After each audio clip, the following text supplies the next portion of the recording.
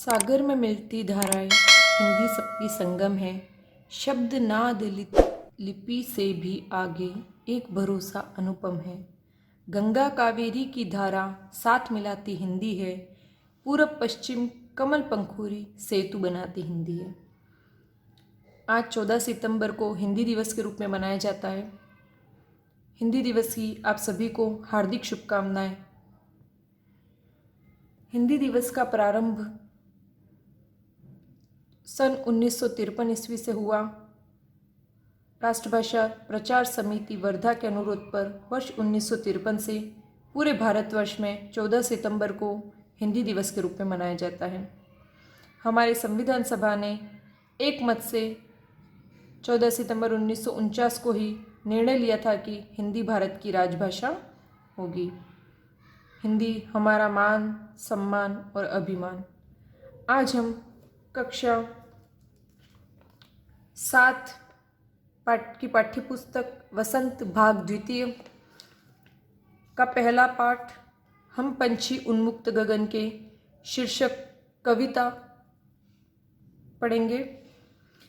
इसके कवि श्री शिवमंगल सिंह सुमन है।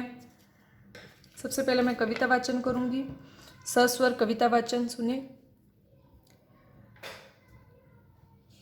हम पंछी उन्मुक्त गगन के पिंजर बंद न गा पाएंगे, कनक तीलियों से टकरा कर पुलकित पंख टूट जाएंगे। कवि इसमें एक पक्षी के मन के भाव उकेर रहा है। वह एक पंछी के मन की व्यथा अपनी कविता के माध्यम से इंसानों के समक्ष प्रस्तुत कर रहा है। हम मनुष्य इन स्वतंत्र पंछियों को पिंजरे में कैद करके उन्हें अपने मनोरंजन का साधन समझते हैं, लेकिन हम उनको सोने के पिंजरे में भी यदि कैद कर दें, उनको सोने की कटोरियों में काजू बादाम इत्यादि मेवे भी परोस दें, उन्हें हर प्रकार की सुख सुविधा भी दे दें, लेकिन फिर भी उन्हें वो सुख कभी भी उस सोने के पिंजरे में प्राप्त नहीं हो सकता जो इस खुले आसमान में उड़ते हुए उनको प्राप्त होता है। तो कवि ने यहाँ उस एक कैद, सोने के पिंजरे में कैद पक्षी की मनोव्यथा, उसका दर्द एक कविता के माध्यम से हम सभी के सम्मुख स्पष्ट किया है। तो आइए उस पिंजरे में बंद पक्षी की व्यथा, उसका दुख हम इस कविता के माध्यम से समझते हैं। हम पंछी उन्मुक्त गगन के, पिंजरे में कैद पक्षी कह रहा है कि हम जो पक्षी है, हम जितने पंछी मतलब पक्षी, उन्मुक्त, उन्मुक्त कहते खुले, गगन अर्थात आसमान, कि हम तो उस खुले अनंत आसमान में उड़ने वाले पक्षी है। पिंजर बंद न गा पाएंगे। हे मनुष्यों, तुम यदि हमें पिंजरे में कैद कर दोगे तो हम स्वच्छंद रूप से जो हम चहचहाते हैं, जो हमारी चहचहाट है, जो हमारे मधुर गान है, वो हम न गा पाएंगे। कनक तीलियों से टकराकर पुलकित पंख टूट जाएंगे। कि तुम्हारे सोने के बने, कनक अर्थात स्वर्ण, सोना, तुम्हारे सोने की डंडियों से बने हुए जो यह पिंजरा है, उस पिंजरे की 4 दीवारी से हमारे जो पंख है ये टकरा टकरा करके टूट जाएंगे। हम बहता जल पीने वाले मर जाएंगे भूखे प्यासे। कि हमें बहता जल पीने की आदत है, जल अर्थात पानी, हमें बहता हुआ नदी नालों में जो बहता है, सतत बहने वाले पानी पीने की आवश्यकता है। पक्षी के लिए कोई घड़ा वड़ा भरा रहता नहीं है, वो उड़ते रहते हैं जहाँ पर उनको कहीं पर भी पानी दिखाई देता है, चाहे वो नहर का पानी हो, नाले का पानी हो, चाहे नदी का पानी हो, तालाब का पानी हो, या कहीं पर भी किसी भी प्रकार का बहता हुआ पानी उन्हें नजर आ जाता है तो कहते हैं कि हमको तो बहते हुए पानी पीने की आदत है, मर जाएंगे भूखे प्यासे। लेकिन यदि तुम हमें कैद कर दोगे इस सोने के पिंजरे में, और तो हम उसमें भूखे और प्यासे ही मर जाएंगे। कहीं भली है कटुक निबोरी, कनक कटोरी की मैदासी। पक्षी अपने खाने के लिए प्रातःकाल उड़कर दूर दूर तक घूमते हैं और उसके बाद उनको जो कुछ भी थोड़ा बहुत अनाज मिलता है वो खा के सहर्ष अपना जीवन यापन करते हैं। लेकिन यहाँ पर पक्षी कह रहा है कि हमारे लिए तो वो मेहनत करके कोसों उड़ान भरने के बाद यदि एक कड़तुक मतलब कड़वी निबोरी मतलब नीम के जो फल होता है कि हमारे लिए वो कड़वी जो निबोरी है वो भी तुम्हारे कनक कटोरी, कनक अर्थात सोना, कटोरी मतलब कटोरी के सोने की बनी हुई जो तुम्हारी कटोरी है उसमें तुम तरह तरह के जो व्यंजन देते हो, जो काजू इत्यादि मेवे देते हो, उस मेवों से भी हमारे लिए तो वो कड़वी निबोरी ज़्यादा भली है। कि हमें तुम्हारे वो सोने के पिंजरे में बंद करने के बाद तुम यदि सोने की कटोरी में भी हमें व्यंजन क्यों नहीं परोसो, लेकिन वो व्यंजन हमें वो स्वाद नहीं देंगे जो कोसों उड़ान भरने के बाद एक कड़वी निंबोरी खा करके हमें जो रस प्राप्त होता है, जो आनंद प्राप्त होता है, वो उन व्यंजनों में कहाँ जो हमें कैद या पिंजरे में कैद होने के बाद प्राप्त होते हैं। स्वर्ण श्रृंखला के बंधन में अपनी गति उड़ान सब भूले। यहाँ पर पक्षी कह रहा है कि तुम्हारे बने हुए सोने की कड़ियों का जो ये पिंजरा है, उस पिंजरे के बंधन में, उस पिंजरे के कैद में हम अपनी गति कि आकाश में उड़ने की जो हमारी गति थी, जो उड़ान थी, उड़ना था, वो सब हम भूल जाएंगे। बस सपनों में देख रहे तरु की फुनगी पर के झूले कि हम इस पिंजरे में ही अपना पूरा जीवन का अंत महसूस कर रहे हैं। हम अपनी गति, अपनी उड़ान सब कुछ भूल रहे हैं और बस जो हमारे आज उड़ना तो हमारे लिए मात्र सपना ही बन गया है कि अब बस हम सपनों में देख रहे हैं कि तरु अर्थात पेड़ की फुनगी पर के झूले। फुनगी कहते हैं जो पेड़ के शाखा होती है, जो डालियाँ होती है, उस डाली के सबसे आगे का भाग जो बहुत कोमल होता है, तो वो कहते हैं कि उस कोमल शाखा के आगे का जो कोमल भाग होता है उस पर बैठ करके हम तेज हवा जब आती है और हवा के साथ जब वो पेड़ की शाखा हिलती है तो पेड़ की शाखाओं के हिलने से हमारे लिए वो जो झूला था, वो झूले तो बस हमारे सपनों में ही रह गए। अब हमें वो जीवन कहाँ प्राप्त होता है। ऐसे थे अरमान की उड़ते नीले नभ की सीमा पाने। कि हमारे तो मन में बस यही अरमान है, मतलब इच्छा है, हमारे तो बस मन की यही लालसा है कि हम नीले नभ में, नभ का मतलब भी होता है आकाश, कि हम नीले जो आकाश है उसकी सीमा पाने के लिए, कि कहते हैं आसमान अनंत है, उसका कोई अंत नहीं है। लेकिन यह पक्षी कह रहा है कि मैं वो जो नीला आसमान है उसका अंत देख, उसकी सीमा, आखिरी सीमा तक मैं उड़ने का अरमान रखता हूँ। मेरी इच्छा थी कि मैं इस आसमान में अंतिम छोर तक मैं उड़ता जाऊँ। लाल किरण सी चोच खोल चुगते तारक अनार के दाने। और जैसे प्रातः काल होता तो पूरे आसमान में लाल लाल किरणें छा जाती और रात्रि होते ही, शाम होते ही धीरे धीरे आसमान में छोटे छोटे तारे टिमटिमाने लगते हैं।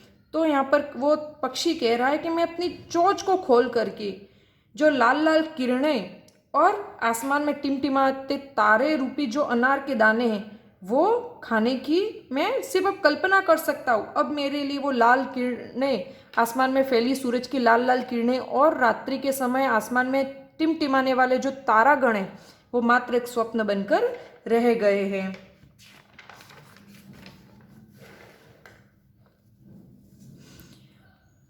होती सीमाहीन क्षितिज से, क्षितिज उस जगह को कहते हैं जहाँ पर दूर से एक लंबा समतल मैदानी प्रदेश है, जहाँ से दूर से देखते हैं तो हमको लगता है कि वहाँ पर धरती और आकाश दोनों मिलते हुए नजर आते हैं, लेकिन वास्तविकता में कहीं पर भी धरती और आकाश मिलते नहीं। वो एक आभास होता है मात्र में कि वहाँ पर लग रहा है कि वहाँ तक हम पहुँच जाएंगे, धरती और आसमान एक हो जाएंगे।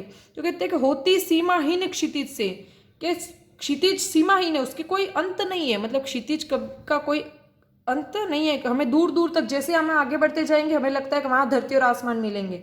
होती सीमाहीन क्षितिज से इन पंखों की होड़ा होड़ी, या तो क्षितिज मिलन बन जाता या तंती सांसों की डोरी।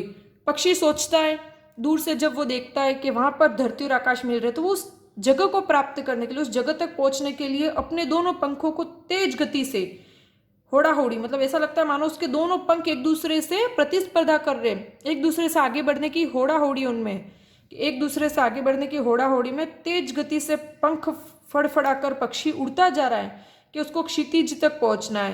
तो कहता है कि पक्षी या तो क्षितिज मिलन बन जाता है, या तो हम पंख फैलाकर क्षितिज तक पहुंच जाते हैं, या फिर उस पहुंच से पहले ही हमारी जो सांसों की डोरी है कि ये जो सांसें वो थम जाती, तनती, खत्म हो जाती, या तो हम क्षितिज की चाह में उड़ते जाते, या तो क्षितिज को प्राप्त कर लेते, अथवा हमारी जो ये सांसें वो थम जाती, अर्थात उड़ते उड़ते इस नीले आसमान में किसी छोर पर हम या तो पहुंच जाते, या फिर इस नीले आसमान में ही हमारे जीवन का अंत हो जाता।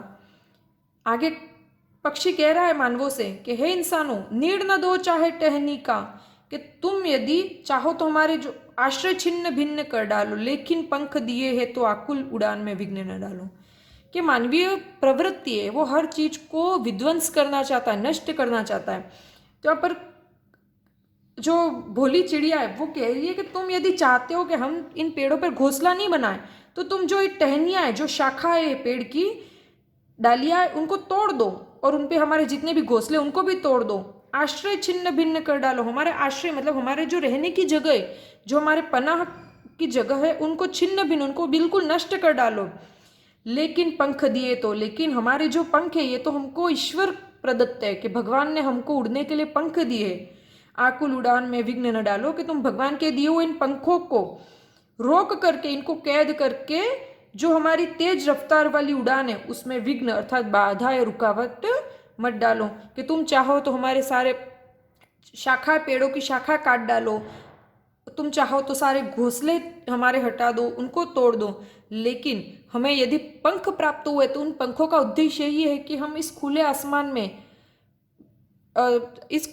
में हम घूम सके, हम इस खुले आसमान में उड़ सके। तो हमारी जो आकुल का मतलब होता है ऐसे तो बेचैन, लेकिन यहाँ पर आकुल का मतलब हमें तेज रफ्तार से लेना है, कि हमारी तेज रफ्तार वाली जो ये उड़ान है उसमें तुम रुकावट मत डालो। तो ये कविता शिव मंगल से सुमन द्वारा बहुत ही अच्छे तरीके से हमको समझाया है कि जो ये हमारे आसपास जितने भी प्रकृति के में पशु पक्षी है उनका हम शोषण ना करें।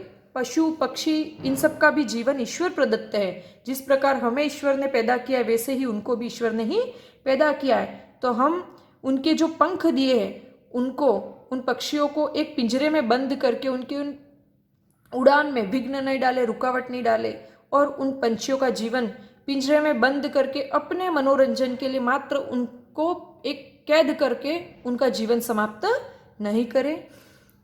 एक बार पुनः इस कविता का सार मैं 2 पंक्तियों में आपको बताना चाहती हूँ। शिव मंगल से सुमन हम पंछी उन्मुक्त गगन के कविता के माध्यम से एक पक्षी की व्यथा, एक पक्षी का दुख हमारे सामने प्रस्तुत कर रहे। वो कहते हैं कि पक्षी मनुष्यों से निवेदन करते हैं कि हम इस खुले आसमान में विचरण करने वाले पक्षी हैं। हम प्रातःकाल होते ही चहचहाते हुए उड़ चलते हैं खाने की, भोजन की खोज में। हमें नदी नाले जहाँ पर भी बहते नजर आते हैं हम वहाँ पर अपनी प्यास बुझा देते हैं, और हमें खाने के लिए कटुक निबोरी अर्थात कड़वी जो निबोरी मिल जाए या जो कुछ भी अन्य दाना अनाज मिल जाता है वो हम खा के हमारा जीवन यापन करते हैं। और इस खुले आसमान में क्षितिज तक, इस आसमान के छोर तक हम उड़ते रहते हैं। उड़ते उड़ते कभी इस आसमान में उस छोर तक पहुंच जाते हैं, या फिर यह आसमान ही हमारे जीवन की अंतिम सांस का साक्षी बन जाता है। लेकिन मनुष्य इन पक्षियों को पिंजरे में बंद करके चाहता है कि हम इन्हें पक्षियों को खाना, पानी, दाना सब दें और वो हमारे करीब रहे। लेकिन पक्षी कहता है कि तुम यदि हमें सोने के पिंजरे में भी क्यों नहीं कैद कर लो। वो सोने का पिंजरा भी हमारे लिए कैद ही है, चाहे वो पिंजरा कितना ही रत्न जड़ित हो, कितने ही उसमें सुख वैभव हो, लेकिन हमारे लिए वो पिंजरा कैद है। उसमें तुम्हारे द्वारा दिए जाने वाली सोने की कटोरियों में जो सुंदर व्यंजन या स्वादिष्ट व्यंजन और सूखे मेवे है वो भी हमारे लिए कड़वी निबोरी से भी निकृष्ट चीज़ है। हमारे लिए तो उससे भी बेहतर है कि हम कड़वी निबोरी खा ले। हमारे ये तुम्हारे सोने के पिंजरे की जो कड़ियाँ है, जो इसकी तिलियाँ है, उस तिलियों से टकरा टकरा कर हमारे जो ये सपने हैं, हमारे जो पंख है, ये अपनी उड़ान, अपनी गति भूल जाएंगे। हम इस खुले आसमान में उड़ना चाहते हैं और इस नीले आसमान की सीमा को पार करना चाहते हैं।